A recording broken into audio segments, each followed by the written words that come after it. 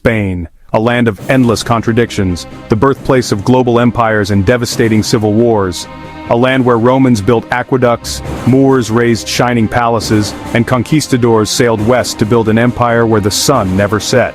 But behind the postcard images of flamenco, bullfighting and golden beaches lies a story far older, far deeper, and far more turbulent. This is the entire history of Spain, in just 30 minutes, and at the very end, we'll uncover how Spain's turbulent past still shapes its present and its uncertain future.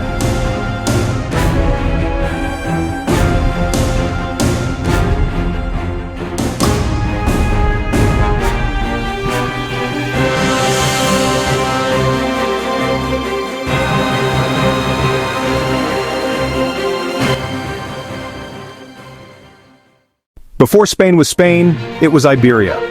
A rugged peninsula caught between Europe and Africa, the Atlantic and the Mediterranean. For thousands of years, this land was a crossroads of civilizations.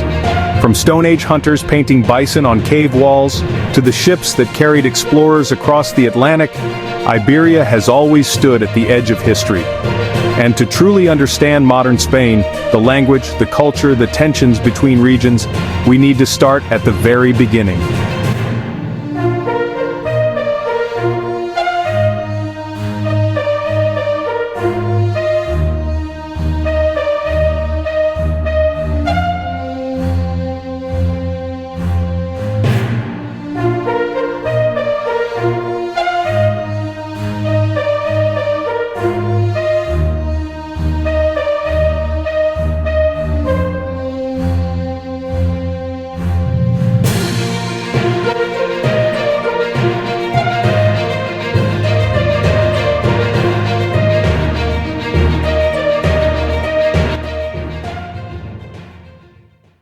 Our story begins more than 35,000 years ago, with the cave paintings of Altamira.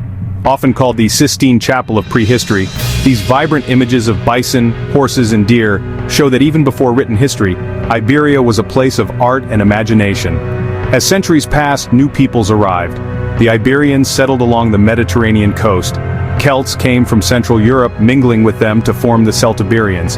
Then came the great seafaring traders, the Phoenicians. They founded Cadiz around 1100 BC, a city still alive today, making it one of Europe's oldest. The Greeks followed, planting colonies such as Emporion. But soon, Iberia would be drawn into the struggles of giants. The Carthaginians, rivals of Rome, established their own foothold. From here, the legendary general Hannibal launched his daring invasion of Italy, leading war elephants across the Alps. Imagine it, an African general commanding elephants leaving Spain to shock the mighty Romans. Few gambles in history were so bold, yet ultimately, it was Rome that prevailed. And with Rome, Spain's destiny shifted forever. By the 2nd century BC, after the Punic Wars, Rome had conquered Iberia. They called it Hispania. Over the next 600 years, Rome transformed the peninsula. They built roads that still survive today. Aqueducts carried water into cities. Amphitheaters rang with gladiatorial combat. Latin became the language of the land, the foundation of modern Spanish. Some of Rome's greatest emperors were even born here: Trajan, Hadrian, and Marcus Aurelius. Spain was not a distant colony, it was a core part of the empire. Christianity spread through Hispania as well, quietly laying roots that would one day define the nation's identity. But Rome's unity was fragile, and when the empire crumbled, Spain was left open to new rulers, Germanic tribes known as the Visigoths. The Visigoths established their kingdom with Toledo as its capital.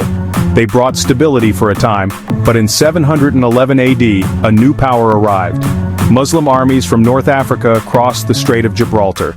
In just a few years, most of Iberia fell under their control. This new land was called Al-Andalus. Under Muslim rule, Spain became one of the most advanced regions in Europe. Cordoba grew into a dazzling capital of science, philosophy, medicine, and art. Here, Muslims, Christians, and Jews lived side by side, a period often called convivencia. It wasn't always perfect harmony, but compared to much of medieval Europe, it was extraordinary. Imagine walking through Cordoba in the 10th century. Street lamps lit the night, libraries housed hundreds of thousands of books, and scholars translated Aristotle into Arabic, preserving knowledge that would later spark Europe's Renaissance. But Al-Andalus was never fully secure. In the northern mountains, small Christian kingdoms like Asturias and Navarre began to push back. Thus began the Reconquista, a struggle that would last nearly 800 years. Century after century, Christian kingdoms expanded southward. Castile, Aragon, Leon, Navarre, and Portugal rose and fell, united and divided, always fighting to reclaim the peninsula. Heroes emerged like El Cid, a knight who fought both Christians and Muslims, his loyalty shifting with fortune. Finally, in 1469, two royal houses united. Ferdinand of Aragon married Isabella of Castile. Together they became the Catholic monarchs. Their rule marked the climax of the Reconquista. In 1492, Granada, the last Muslim stronghold, fell. Spain was now united under Christianity. That same year, Columbus set sail under their flag, discovering lands across the Atlantic. Spain had not only united, it was about to become the world's first global superpower. The 16th century was Spain's golden age. Conquistadors like Cortés and Pizarro conquered vast empires in the Americas. Ships sailed back loaded with silver and gold, fueling a new global economy. The Habsburg dynasty rose, with King Philip II ruling territories across Europe, the Americas, Asia, and Africa. Truly, this was the empire where the sun never set. Spain also became a center of art and literature. Cervantes wrote Don Quixote. Velázquez painted masterpieces in the royal court. But power brought problems. The flood of silver caused massive inflation, the world's first global economic crisis. Wars with England, France, and the Ottomans drained the treasury. The Spanish Armada, once invincible, was defeated in 1588. Imagine Spain's silver fleets, so vast they changed world prices, yet also bankrupted their own empire. Spain had reached its zenith. From here, decline was inevitable. The 18th century saw the Bourbon dynasty replace the Habsburgs. Reforms modernized Spain, but challenges grew. In the early 1800s, Napoleon invaded. The Peninsular War was brutal. Spanish resistance fighters, guerrilleros, coined the word guerrilla warfare. At the same time, Spain's colonies in Latin America rose in revolt. One by one, they won independence, leaving Spain a shadow of its former empire. The 19th century was marked by instability. Civil wars raged between liberals and conservatives, monarchists and republicans. Industrialization lagged. Spain fell behind Britain, France, and Germany.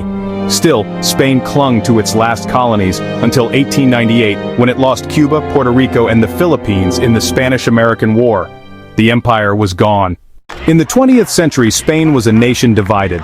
Political unrest boiled over in 1936 into the Spanish Civil War. It was a brutal conflict.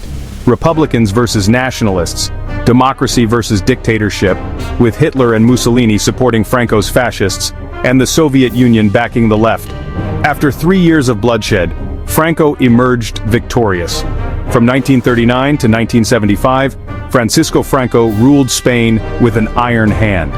For decades, the country was isolated, poor, and repressed. Yet by the 1960s, economic growth brought modernization. When Franco finally died in 1975, Spain stood at a crossroads. Would it collapse into chaos or embrace democracy? The gamble succeeded. Under King Juan Carlos I, Spain transitioned peacefully to democracy. A new constitution in 1978 guaranteed freedoms. Spain joined the European Union, hosted the Olympics in 1992, and became a global cultural powerhouse. But old patterns linger. Regionalism resurfaced. Basque separatism, Catalonia's independence push. Once again, unity and division wrestle for Spain's soul. Today, Spain is famous for its art, architecture, football, and festivals. It is modern, yet rooted in a history of conquest, coexistence, and conflict. Spain's history is not a straight line. It is a mosaic. Romans and Moors, kings and conquistadors, poets and rebels. From the cave paintings of Altamira to the plazas of Madrid, Spain's story reminds us that history is never just the past. It is the foundation of the present and perhaps the key to the future. If you enjoyed this journey through Spain's history, don't forget to like this video, subscribe for more world history deep dives, and tell me in the comments, which country's story should we explore next?